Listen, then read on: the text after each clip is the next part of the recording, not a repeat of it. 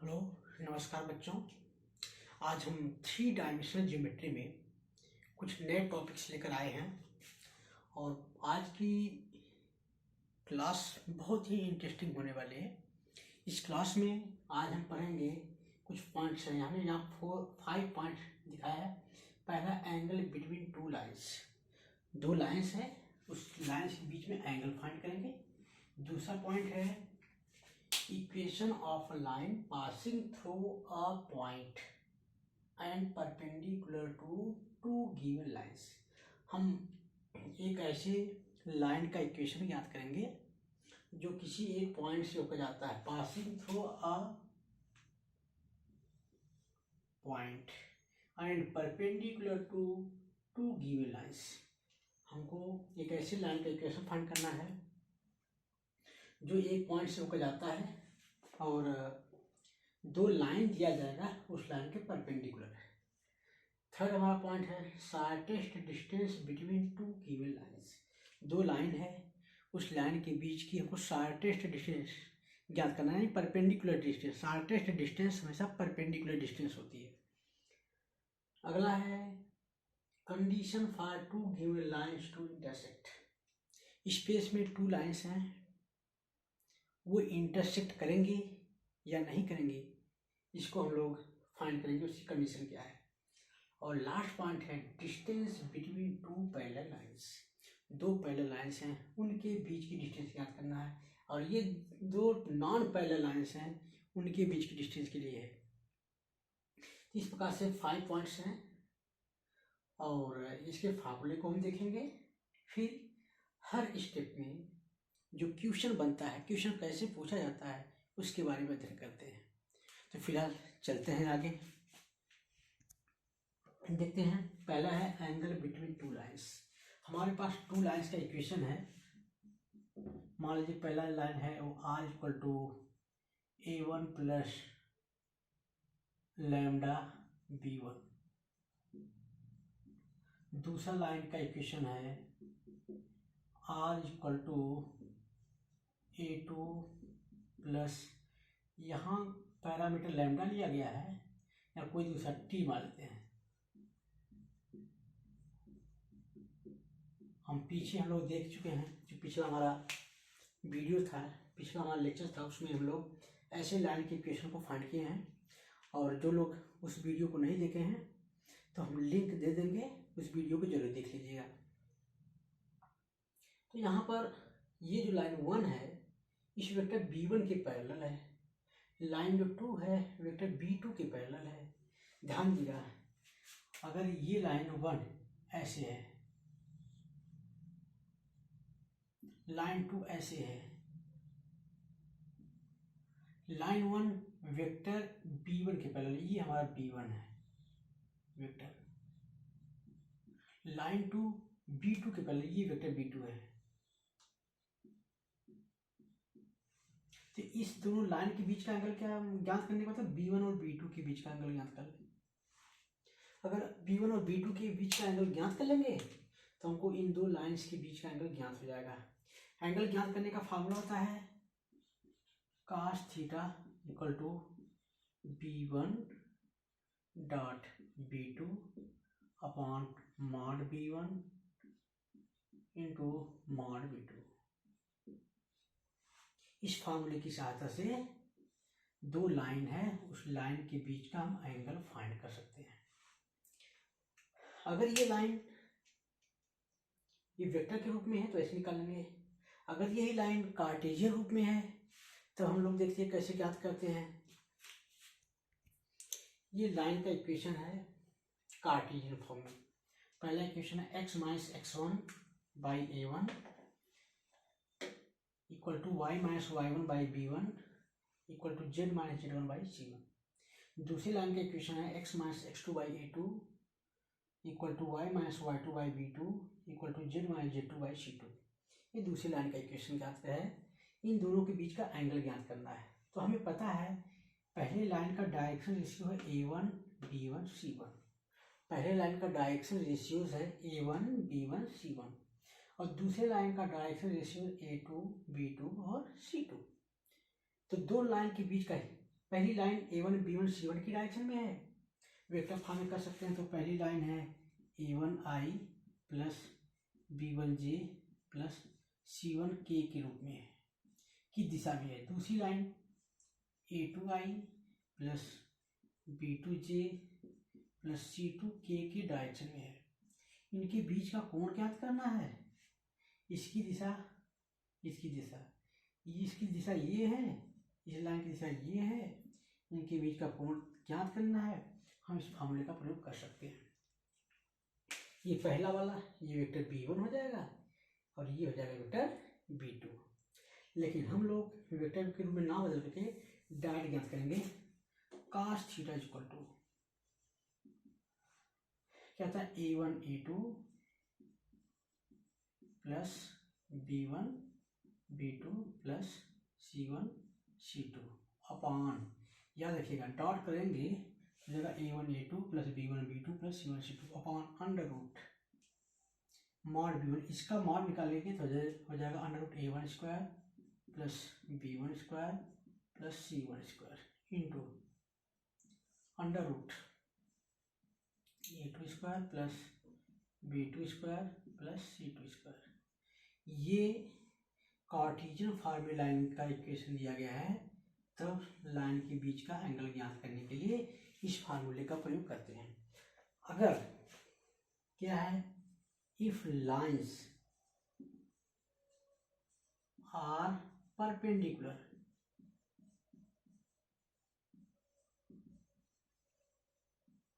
Then,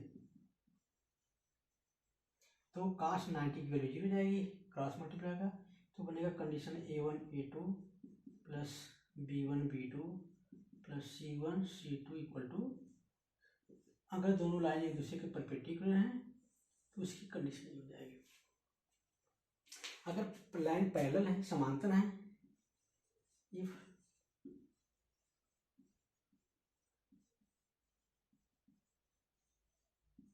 then, parallel का मतलब होता है जो लाइन 1 की डायरेक्शन है और जो लाइन ये 2 की डायरेक्शन है सेम है। दैट मीन्स ये वेक्टर और ये वेक्टर एक ही डायरेक्शन में है, एक ही डायरेक्शन में, तो दोनों की दिशा एक ही है। तो हो जाएगा A1 by A2 equal to B1 by B2 equal to C1 by C2। ये दो लाइंस अगर पैरेलल हैं तो उनकी कंडीशन है। इस प्रकार से दो लाइंस हैं, उनके बीच का हम एंगल ज्ञात कर सकते हैं। लाइन अगर वेक्टर फॉर्म में है तो हम इस फार्मूले का प्रयोग करेंगे, और लाइन अगर कार्टेशियन फॉर्म में है तो हम इस फार्मूले का प्रयोग करके दो लाइन के बीच का एंगल ज्ञात कर लेंगे। अगला स्टेप में हम बढ़ते हैं, equation of a line passing through a point and perpendicular to two given lines. देखते हैं। तो हमारा अगला है, हमको एक ऐसे लाइन का इक्वेशन ज्ञात करना है जो पॉइंट ए से होकर जाती है, याद रखेंगे, और दो लाइन जो है पासिंग थ्रू ए पॉइंट, ये पॉइंट ये हो गया, और perpendicular to two given lines, दो लाइंस हैं, R equal to A plus lambda B, A1 plus lambda B1 हो गया।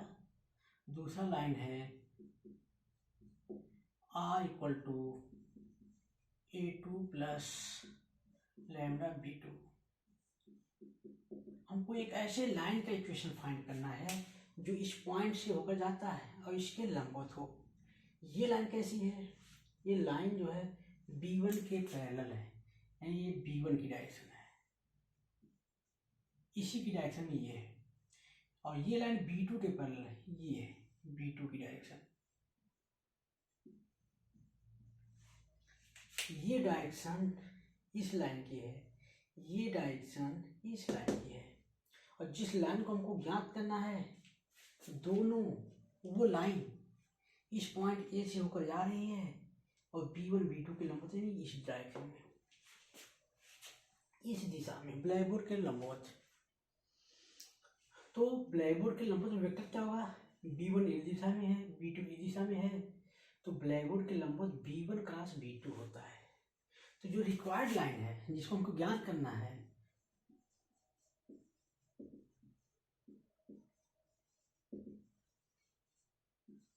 are parallel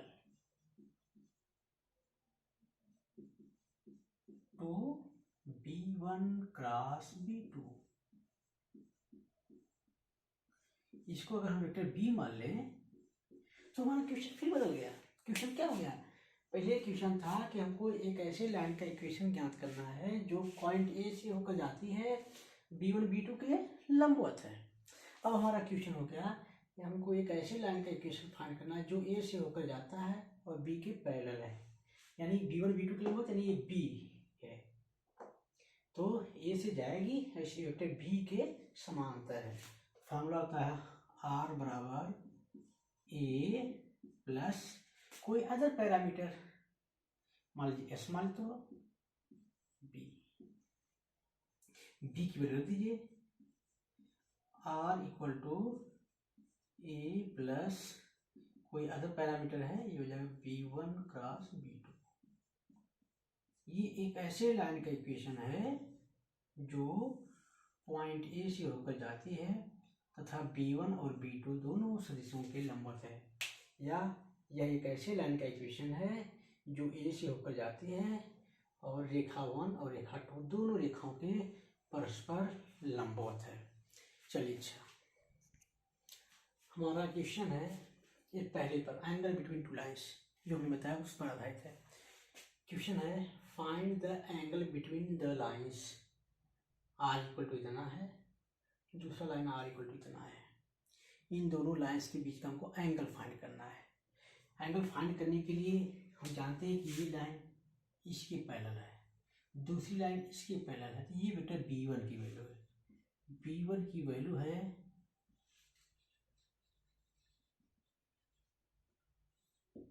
B1 की वैल्यू है I plus 2J plus 2K, B2 की वैल्यू है 3I plus 2J plus 6K। तो दोनों लाइन के बीच का angle cos theta equal to होता है B1 dot B2 upon mod B1 into mod B2। चलिए B1 की वैल्यू ये है I plus 2J plus 2K dot B2 की वैल्यू है 3I plus 2J plus 6K upon under root mod B1 का मान अंडर रूट, इस I का गुणांक है 1 का स्क्वायर प्लस J का गुणांक 2 है तो 2 का स्क्वायर प्लस K का गुणांक 2 है तो ये जाएगा 2 का स्क्वायर इंटू मॉड B2 निकालना है तो इसका मापांक निकालेंगे, हो जाएगा अंडर रूट 3 का स्क्वायर प्लस 2 का स्क्वायर प्लस 6 का स्क्वायर, ये हो जाएगा। डॉट कैसे करते हैं, I का I में गुणा होता है, J का J में गुणा होता है और K का K में, 3 1 जा 3 हो गया प्लस 4 प्लस 12, ये 4 4 8 9 9 4 13 36 49 हो जाएगा, ये हो जाएगा 12 4 16 3 19,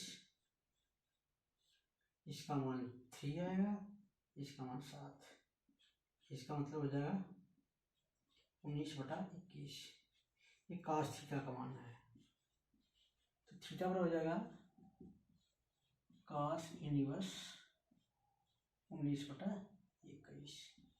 इस प्रकार से दो लाइन के बीच का हम लोग एंगल ज्ञात कर सकते हैं। अगला क्वेश्चन है, ये लाइन का इक्वेशन कार्टेशियन फॉर्म में दिया गया है, इन दोनों लाइन के बीच का एंगल फाइंड करना है। तो इस लाइन को पहले स्टैंडर्ड फॉर्म में चेंज कर सकते हैं। ध्यान दीजिएगा, अगर इस रूप में नहीं दिया गया है, अपान के रूप में नहीं दिया है, इसका मतलब इसका जो अपान है वो 0 है, तो direction ratios of first line, direction ratios of first line ये है 5 - 2 2, ये है A1 B1 C1 का मान और direction ratios of second line ये क्या होगा -2 3 इसका हो जाएगा 0। एंगल बिटवीन लाइन्स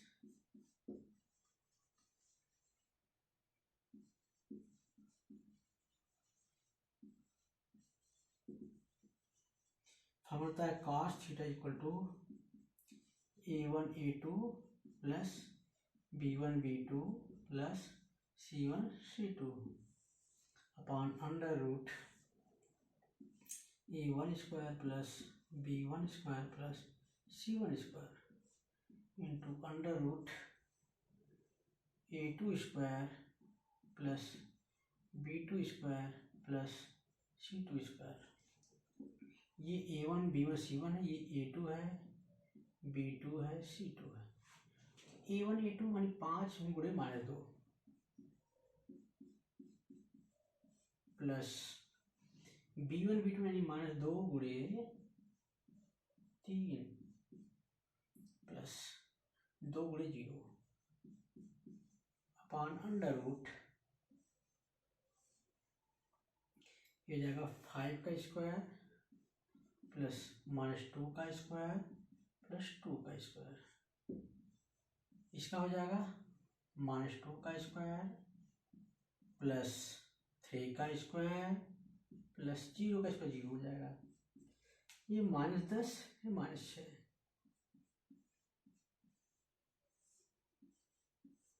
25 4 29 4 33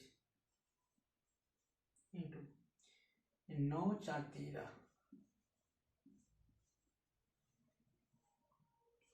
10 6 16 हो गया 13 3 39 13 3 39 और 3 42 तो थीटा इक्वल हो जाएगा ये cos थीटा का मान है थीटा इक्वल हो जाएगा cos इनवर्स ब्रैकेट में -16 अपॉन √429 ये आंसर हो जाएगा।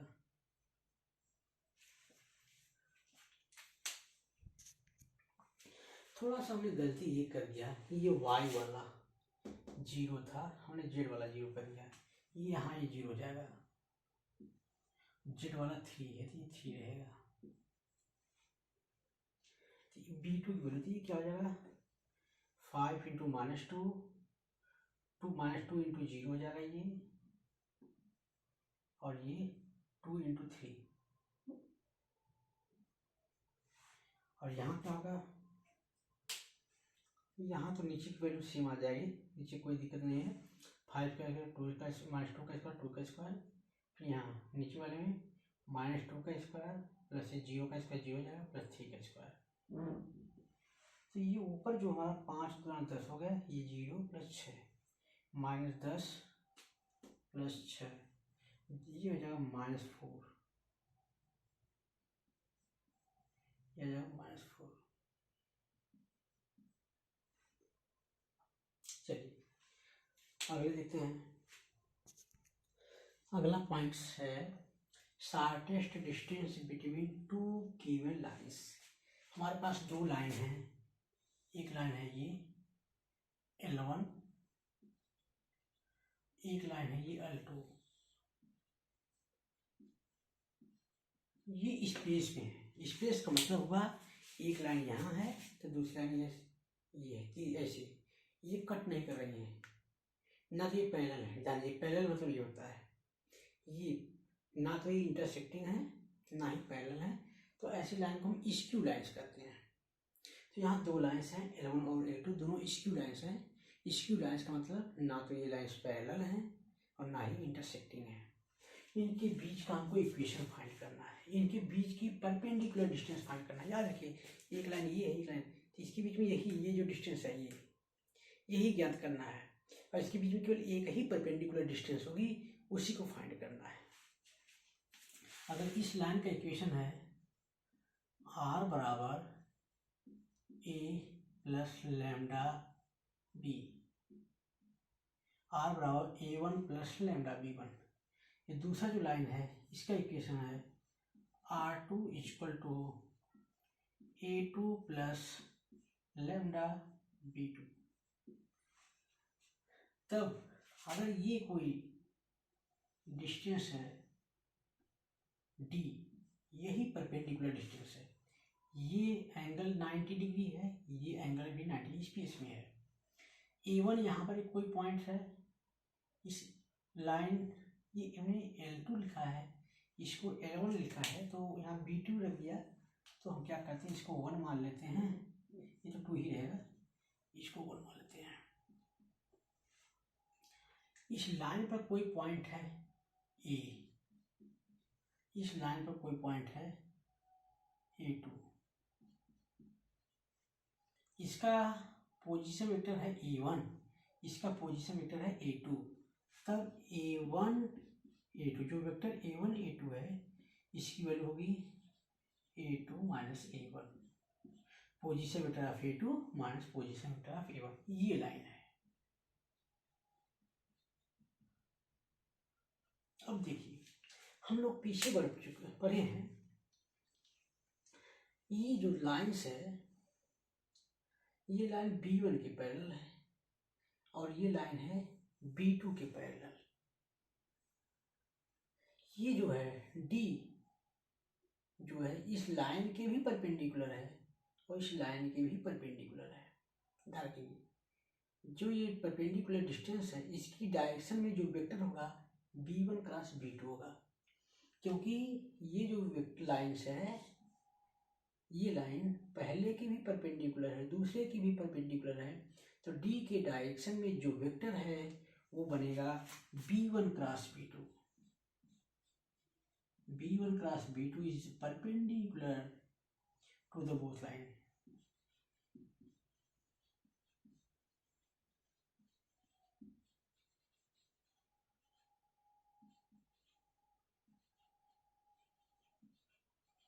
अब देखिए क्या है, हमारे पास दो वेक्टर हैं, एक A1 A2 है, दूसरा B1 क्रॉस B2 है। अगर B1 क्रॉस B2 को वेक्टर B मान लें तो हमारे पास दो वेक्टर हो गए, एक A1 A2, दूसरा वेक्टर B।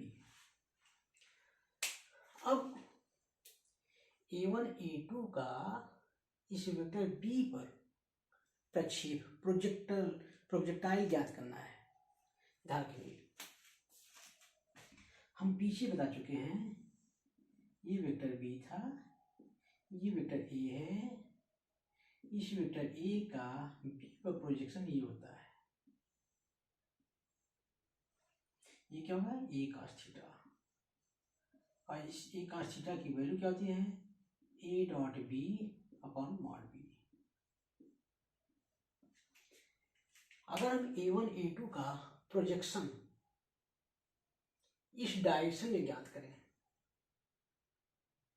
A1 A2 का प्रोजेक्शन इस डायरेक्शन में ज्ञात करें तो उसकी वैल्यू A1 A2 की जो वैल्यू है इस दोनों लाइन के बीच की डिस्टेंस के बराबर होगी। तो projection of A1 A2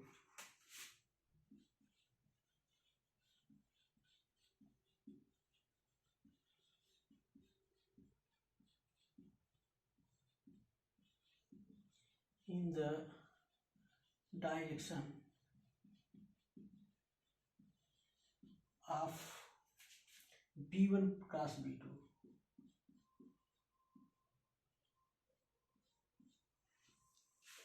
is D equal to D। इसका मतलब D क्या है, D का मतलब है A1 A2 का प्रोजेक्शन। A1 A2 का प्रोजेक्शन, A1 A2 का प्रोजेक्शन क्या होगा, ये है A1 A2,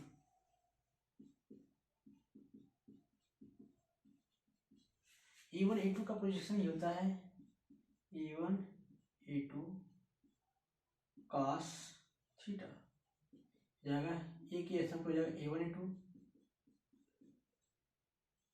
dot B।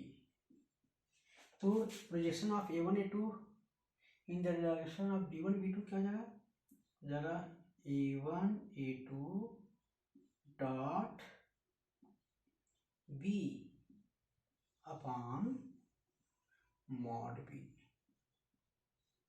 A1 A2 का मान क्या है, A2 माइनस A1, और B का मान क्या है, B1 cross B2। A2 minus A1 dot B1 cross B2 upon mod B1 cross B2। ये D की वैल्यू, D क्या है, सर ये वेक्टर नहीं है, D इन दोनों लाइन के बीच की परपेंडिकुलर डिस्टेंस है। तो ये फॉर्मूला होता है, दो लाइन अगर हैं इस बीच में स्क्यू लाइन है, स्क्यू लाइन्स का मतलब ये दोनों लाइन ना तो इंटरसेक्टिंग है ना ही पैरेलल है। एक लाइन का equation r equal to A1 plus lambda B1, दूसरी लाइन है r equal to A2 plus lambda B2, तब दोनों लाइन के बीच की परपेंडिकुलर डिस्टेंस, लंबवत जो दूरी होगी ये कहीं मिलती है, और वो दूरी हम इस फार्मूले से ज्ञात करेंगे, d बराबर A2 minus A1, A2 minus A1 dot B1 cross B2 या B2 क्रॉस B1, यानी कि B1 क्रॉस B2 करेंगे या B2 क्रॉस B1 करेंगे, निगेटिव में आएगा, दूरी हमेशा पॉजिटिव होती है, इसलिए हम इसको इसका मापांक निकाल लेंगे, प्लस बना लेंगे। तो दो राशियां हैं या दो लाइंस हैं, उनके बीच की परपेंडिकुलर डिस्टेंस ज्ञात करने के लिए ये फार्मूला है। चलिए अगला हम फार्मूला देखते हैं, condition for two given lines to intersect. दो लाइन है परपेंडिकुलर नहीं है, इसका मतलब वो इंटरसेक्ट कर रही, sorry, two condition for two given lines to intersect. दो लाइन है वो स्क्यू नहीं है, दैट मीन्स वो इंटरसेक्ट कर रही है। देखिए ऐसे है, एक लाइन ये पैरेलल हो गई, ऐसे थोड़ा तिरछा हो गया, ये पैरेलल नहीं है, ये ऊपर नीचे है, तो ये लाइन स्क्यू लाइन कहलाती है, लेकिन वो इंटरसेक्ट करेगी। इंटरसेक्ट का मतलब होता है कि इनके बीच की जो परपेंडिकुलर डिस्टेंस है वो जीरो हो जाएगी। Second condition, condition for two given lines to intersect. ये दो लाइंस हैं, ये इंटरसेक्ट कब करेंगी, जब इनके बीच की जो परपेंडिकुलर डिस्टेंस है ये जीरो हो जाएगी, यानी डी की वैल्यू जीरो। तो हमारा कंडीशन है ये जीरो कब होगा, जब इसका न्यूमरेटर जीरो हो। याद रखेंगे, दो लाइन इंटरसेक्ट करेंगी अगर डी की वैल्यू जीरो हो। डी जीरो कब होगा, जब A2 माइनस A1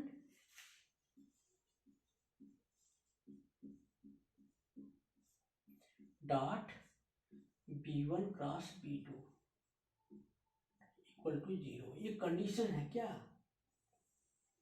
दो लाइन इंटरसेक्ट कर रही है एक दूसरे को, तब उसकी इंटरसेक्ट करने की कंडीशन है A2 minus A1 dot B1 cross B2 equal to zero. इस पॉइंट को याद रखेंगे। अब अगला हमारा पॉइंट है distance between two parallel lines perpendicular to L1 and L2। दो लाइन है, ये दो लाइन थी, ये दोनों स्क्यू लाइन थी, ना तो पैरेलल है ना तो इंटरसेक्टिंग है, तब इनके बीच की डिस्टेंस इस फार्मूले से निकालते हैं। अगर दो लाइन इंटरसेक्टिंग है तो उनके बीच की डिस्टेंस जीरो होगी, उसकी कंडीशन ये है। अगला कंडीशन है दो लाइन है पैरेलल है, तब उनके बीच की डिस्टेंस क्या होगी। पैरेलल होने का मतलब हुआ कि जो B1 है और B2 एक ही दिशा में है, तब B1 क्रॉस B2 नहीं निकालेंगे, क्योंकि B1 क्रॉस B2 जीरो हो जाएगा। दो पैरेलल लाइन है तो उनके जो वेक्टर्स हैं एक ही डायरेक्शन में है, तो उनका क्रॉस प्रोडक्ट जीरो हो जाएगा। B1 क्रॉस B2 की वैल्यू जीरो हो जाएगी, यहाँ भी जीरो हो जाएगी, तब हम इस फार्मूले का प्रयोग नहीं करते हैं। तो देखिए कैसे करते हैं हम लोग। देखिए हमको निकालना है distance between two parallel lines. हमारे पास दो लाइन है, एक लाइन ये है L1 और एक दूसरी लाइन है ये L2। पहली लाइन का इक्वेशन है R equal to A1 plus lambda B1। दूसरी लाइन का इक्वेशन है R equal to A2 plus lambda B2। अब ये दोनों लाइन पैरेलल हैं, इसलिए B1 और B2 बराबर हो जाएंगे। तो पहले लाइन का इक्वेशन है R equal to A1 plus lambda B। दूसरे लाइन का इक्वेशन है R equal to A2 plus lambda B। ध्यान देंगे, पहली लाइन पर एक पॉइंट है A1 जिसका पोजीशन वेक्टर है A1। दूसरी लाइन पे एक पॉइंट है A2 जिसका पोजीशन वेक्टर है A2। ये मिला दे रहे हैं हम लोग, ये हो जाएगा A1 A2। Vector A1 A2 की वैल्यू क्या होगी, position vector of A2 minus position vector of A1, तो हो जाएगा A2 माइनस A1। अब इन दोनों लाइन के बीच की परपेंडिकुलर डिस्टेंस ज्ञात करना, ये नहीं, ये डिस्टेंस। अगर ये पॉइंट N है, दोनों लाइन के बीच की परपेंडिकुलर डिस्टेंस D है, इसी D को फाइंड करना है। हम मान लें A1 A2 और इस लाइन के बीच का ये एंगल थीटा है। ये वेक्टर B की डायरेक्शन है, ये भी वेक्टर B की दिशा है, यानी वेक्टर B और A1 A2 के बीच का एंगल है थीटा। तब क्या होगा, B क्रॉस A1 A2, इसकी वैल्यू निकालते हैं तो क्या मिलता है। हम जानते हैं A क्रॉस B बराबर होता है इसका मापांक इंटू इसका मापांक into sine theta into N cap. N cap ये दिखाता है कि A क्रॉस B एक सदिश राशि है। तो ये क्या हुआ, हो जाएगा mod B into A1 A2 का मापांक into sine theta into N cap. अगर दोनों पक्षों का मापांक लें, यानी B1 क्रॉस B2 का हमको मापांक लेना है, मापांक लेने का मतलब इसका केवल परिमाण ही आएगा। जैसे mod B cross A1 A2 बराबर mod B into mod A1 A2 sine theta. अब देखिए क्या है, इस ट्रायंगल में देखते हैं A1 A2 में ये लंब है, ये आधार है, ये A1 A2 कर्ण है A1। तो AN बटा A1 A2 बराबर होगा साइन थीटा। लंब बटा कर्ण साइन थीटा होता है। AN इक्वल टू हो जाएगा A1 A2 sine theta. AN क्या है, D है, D मतलब परपेंडिकुलर डिस्टेंस बिटवीन लाइंस, और A1 A2 क्या है, वही मॉड है, इस वेक्टर का मापांक है।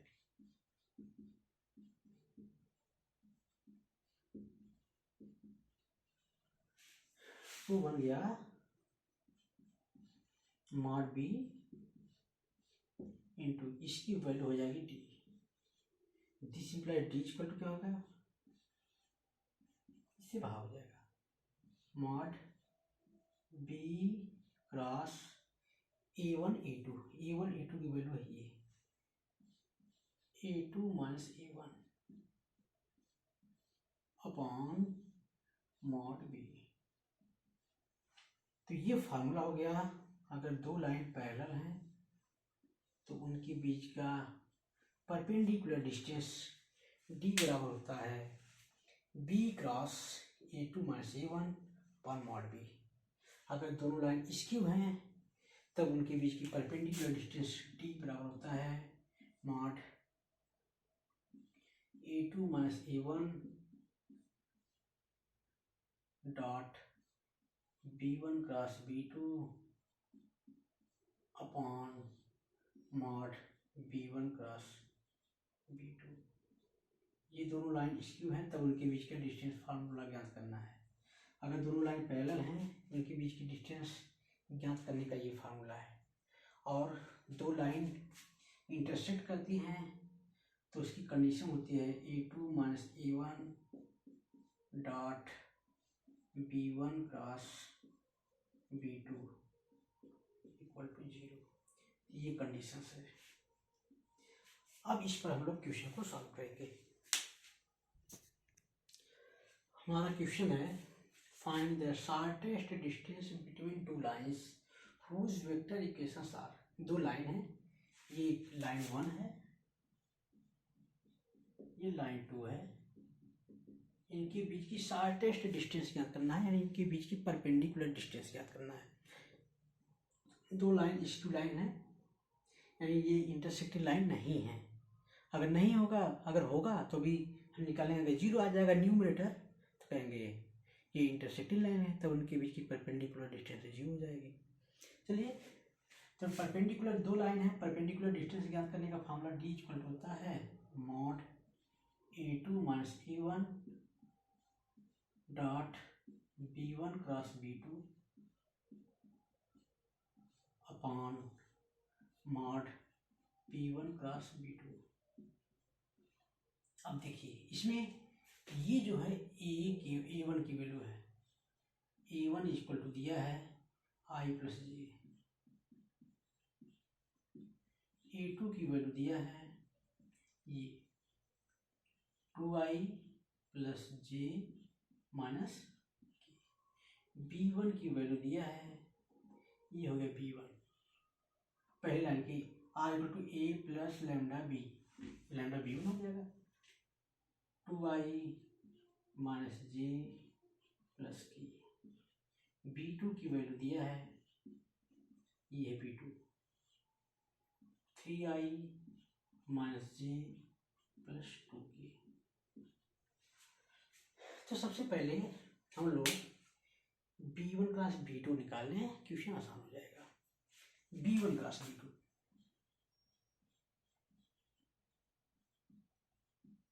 ऐसे निकालते हैं, मॉड या डिटरमिनेंट I जे के, यहाँ B1 का 2 माइनस 1 1, B2 की वैल्यू हो जाएगा 3 माइनस 1 2। सॉल्व कर लीजिए I ब्रैकेट में, इसका इसमें मल्टीप्लाई माइनस इसका है, तो 2 एक कम 2 माइनस 2 हो जाएगा, माइनस माइनस 1 यानी प्लस 1 हो गया, माइनस जे ब्रैकेट में जे का छोड़ देंगे, 2 दूना 4 माइनस 3 एकम 3 प्लस के पहला पॉजिटिव निगेटिव फिर पॉजिटिव, 2 एक कम 2 ये माइनस 2 हो जाएगा, माइनस 3 माइनस माइनस प्लस 3 हो जाएगा, ये हो जाएगा माइनस I 4 में 3 जाएगा तो माइनस जे प्लस के। ये किसका मान है? वेक्टर B1 क्रॉस B2 का मान है। A2 माइनस A1 निकाल लीजिए, बहुत सिंपल है। A2 माइनस A1 इसी में से कटा, I वाला I से कटेगा, J वाला J से, K वाला K से, ये प्लस 0 के है, याद रखिएगा, K नहीं है तो 0 के हो गया। तो 2I में से I निकल जाएगा तो जाएगा I, J में से J निकल जाएगा तो जाएगा 0J, माइनस K में से 0 निकालोगे तो जाएगा माइनस K। तो D बराबर mod A2 minus A1, A2 minus A1 की वैल्यू हो जाएगी I plus 0J minus K dot B1 cross B2 जिसका मान है ये minus I minus J plus K upon mod B1 cross B2, इसका मार्ट निकालना है। मार्ट का मतलब अंडर रूट इसके, यानी I के गुणांक का वर्ग यानी माइनस 1 का स्क्वायर प्लस J का गुणांक भी माइनस 1 है, माइनस 1 का स्क्वायर प्लस K का गुणांक 1 है तो 1 का स्क्वायर है। चलिए निकालते हैं इसको, तो आई का आई में डॉट में आई का आई में गुणा था तो -1 का 1 में गुणा हो गया -1, 0 हो जाएगा। -1 का इसमें गुणा करोगे तो हो जाएगा -1 अपान 1 + 1 + 1 √3 -2 बाई √3। याद रखेंगे हम लोग जो डिस्टेंस हमेशा पॉजिटिव होती है, इसलिए हो जाएगा 2/√3। ये ढंग से दो लाइन गिवन है, इसका वेक्टर रूप दिया है a1 a2 निकाल लीजिए, b1 b2 निकाल लीजिए। सबसे पहले b1 क्रॉस b2 निकालेंगे और फिर a2 - a1 निकालेंगे। b1 क्रॉस b2 और a2 - a1 की वैल्यू फार्मूले में रख देंगे, डिस्टेंस ज्ञात हो जाएगी। अगला क्वेश्चन देखते हैं। अगला क्वेश्चन है find the shortest distance between the lines. ये लाइन कार्टेशियन फॉर्म में है। x + 1/7 y + 1/-6 z + 1/1 एंड ये देखिए 3 - 6 दे दिया। इसको स्ट्रक्चर फॉर्म में कन्वर्ट करने के लिए ऊपर नीचे, ऊपर हम -1 कॉमन लेंगे तो माइनस कॉमन लोगे तो जाएगा x - 3, माइनस माइनस प्लस हो जाएगा, y - 5/-2 z - 7/1, ये माइनस माइनस प्लस हो जाएगा, x - 3/1 y - 5/-2 z - 7/1। दो इक्वेशन है, ये इक्वेशन 1 हो गया, ये इक्वेशन नंबर 2। इनके बीच का शॉर्टेस्ट डिस्टेंस ज्ञात करना है, जिसका फार्मूला होता है d = a2 - a1 cross b1 cross b2। इसका मापांक हो जाएगा अपान मॉड b1 क्रॉस b2। ध्यान दीजिए, अब a2 क्या है ये देखिए। पहले लाइन के लिए a1 की वैल्यू क्या है, ये x है ना, +1 है तो -2 लिखेंगे, +1 है तो -i, अगर माइनस रहता है तो +i। ये भी +1 है, y में है तो -j, ये भी प्लस में है तो हो जाएगा -k। और b1 की वैल्यू क्या है, यहाँ नीचे से 7i -6j + k। इसी प्रकार से इसमें a2 की वैल्यू क्या होगी, -3 है तो +3, चिन्ह बदल करके, -5 है तो +5, -7 है तो +7, और b2 की वैल्यू हो जाएगी 1 है तो केवल i -2j + k। अब करना क्या है, इसमें मान रखना है। हम सबसे पहले a2 - a1 निकालेंगे और फिर b1 क्रॉस b2 निकालेंगे, जैसा कि अभी हमने बताया है, मॉड के रूप में निकालेंगे। इसका निकालने के लिए a2 में 7 घटा देंगे, वैल्यू रख दीजिए, d का मान ज्ञात हो जाएगा। इस प्रकार से दो लाइन है, चाहे कार्टेशियन फॉर्म में हो चाहे वेक्टर फॉर्म में हो, उनके बीच की दूरी हम लोग ज्ञात कर सकते हैं, या शॉर्टेस्ट डिस्टेंस हम लोग फाइंड कर सकते हैं। तो आज के लिए बस इतना ही था। कुछ क्वेश्चन है और जिसको आप लोगों को सॉल्व करना है, जो भी हमने बताया है जिस प्रोसेस से, उसी प्रोसेस से सॉल्व करना है। जो फार्मूला बताया है उस फार्मूले का ही प्रयोग करना है और सॉल्व करके अगर क्वेश्चन आ जाता है तो अच्छी बात है, अगर नहीं आता है तो आप हमारे मोबाइल नंबर 9415063877 पर व्हाट्सएप करके आप पूछ सकते हैं। तो इसमें पहला क्वेश्चन है find the shortest distance between the lines. ये दो लाइन्स दिया गया है, इनके बीच का शॉर्टेस्ट डिस्टेंस ज्ञात करना है, डी ज्ञात करना है। दूसरा है, ये वेक्टर फॉर्म में है। दूसरा है find the shortest distance between the lines, इतना एंड इतना। X minus Z by three equal to Y plus 9 by minus 16 equal to 10 minus Z by minus 7 and X minus 15 by three equal to 58 minus 2 Y by minus 16 equal to Z minus 5 by minus 5। इसके बीच का भी distance ज्ञात करना है। Third question है determine the lines इतना and इतना आर इंटरसेक्टिंग आर नॉट। आपको देखना है, चेक करना है कि ये जो दोनों लाइन्स हैं R equal to I minus J plus lambda into 2 Y plus K. दूसरी लाइन है R equal to 2 I minus J plus mu into I plus J minus K. ये दोनों इंटरसेक्ट करेंगी या इंटरसेक्ट नहीं करेंगी। अगला क्वेश्चन सर, ये दो लाइन्स हैं, हमको दिखाना है कि ये परपेंडिकुलर है, राइट एंगल है। सो दैट द लाइन्स इतना यानी X minus 5 by 7 equal to Y plus 2 by minus 5 equal to Z by 1 and X by 1 equal to Y by 2 equal to Z by 3 are at right angle. हमको proof करना है कि ये दोनों line एक दूसरे के राइट एंगल हैं यानी परपेंडिकुलर हैं।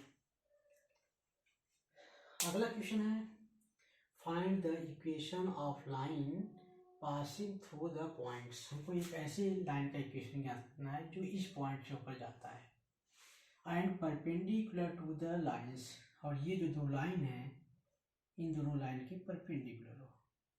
तो ऐसा भी हमने क्वेश्चन बताया है। तो आज के लिए बस फिलहाल इतना ही, और इसको सॉल्व करिए। जो भी क्वेरी होगी जरूर हमसे संपर्क करिए। अगली बात जो नेक्स्ट वीडियोज हमारी है बहुत ही इंटरेस्टिंग होने वाली है। इसी वेक्टर के फॉर्म में हम प्लेन का इक्वेशन फाइंड करेंगे। अब तक वेक्टर फॉर्म में या कार्टेशियन फॉर्म में लाइन का इक्वेशन हम लोग ज्ञात करते थे। अगले एपिसोड में हम देखेंगे कि कैसे हम लोग वेक्टर के रूप में और कार्टेशियन के रूप में किसी समतल का इक्वेशन ज्ञात करेंगे। तब तक के लिए धन्यवाद।